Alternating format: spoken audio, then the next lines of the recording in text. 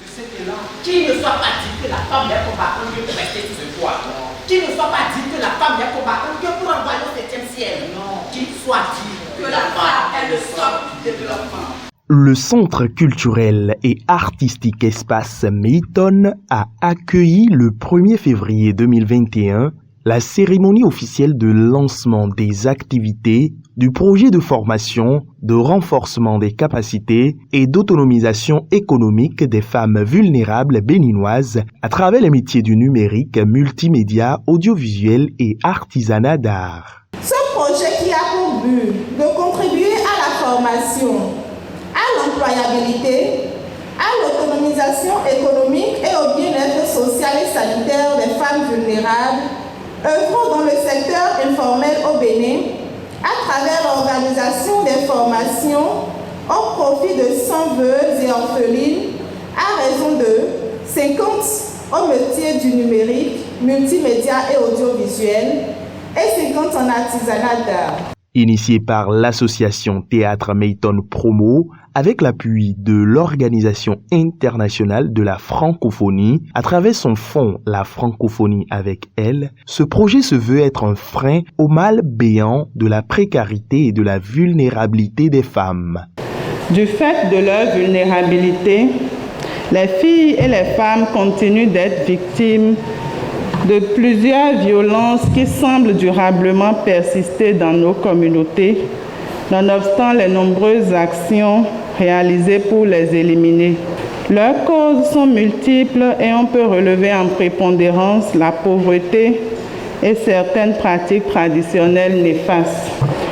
Le présent projet de formation des femmes et des filles vulnérables vient donc donner aux bénéficiaires les armes nécessaires pour leur insertion socio-professionnelle, gage de leur autonomisation qui réduira drastiquement leur état de vulnérabilité. Il vient ainsi compléter les réponses nationales mises en place dans ce domaine par le gouvernement.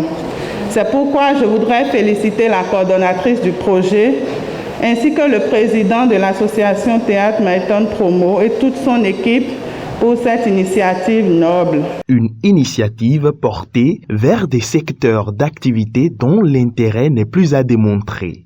Il faut en effet remarquer que le numérique et l'artisanat d'art sont deux domaines pourvoyeurs d'emplois et certainement les métiers de l'avenir.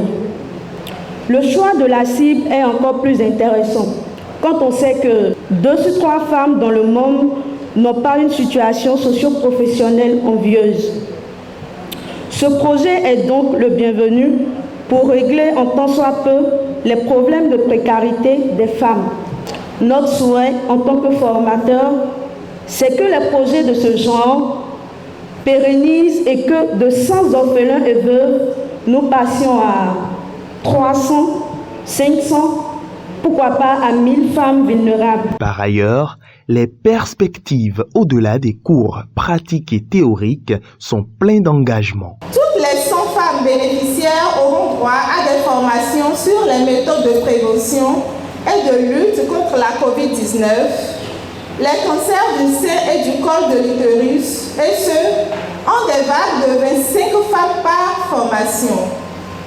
À l'issue de cette série de formations qui se déroulera au Centre culturel et artistique Espace Mayton, pendant une période de 3 mois, avec des experts de chaque domaine suscité, 10 bénéficiaires des formations, à savoir une infographiste, une community manager, 2 cadreuses, 2 monteuses, 4 spécialistes en artisanat d'art seront dotés d'équipements, de logistique nécessaire, de moyens financiers et d'espaces de travail aménagés au sein du Centre culturel et artistique Espace Mayton afin d'exercer leur métier. Les bénéficiaires ont saisi l'occasion pour exprimer toute leur gratitude. Je voudrais, au nom de toutes les bénéficiaires ici présentes, remercier l'association Théâtre Mayton Promo pour avoir pensé initier ces formations à l'intention de nous,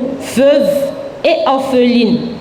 Nos remerciements vont également à l'endroit de l'Organisation internationale de la francophonie qui a pensé à nous à travers son fonds La Francophonie avec elle. Que Dieu bénisse également chacun des partenaires ayant contribué à la mise en place et au déroulement du projet.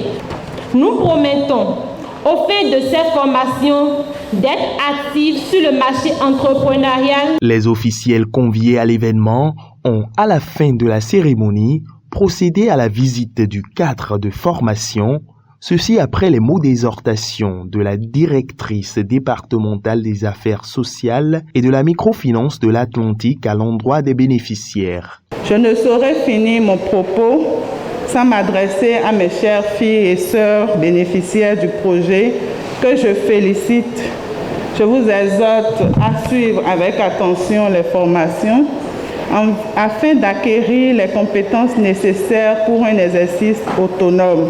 Un message qui lance officiellement les hostilités.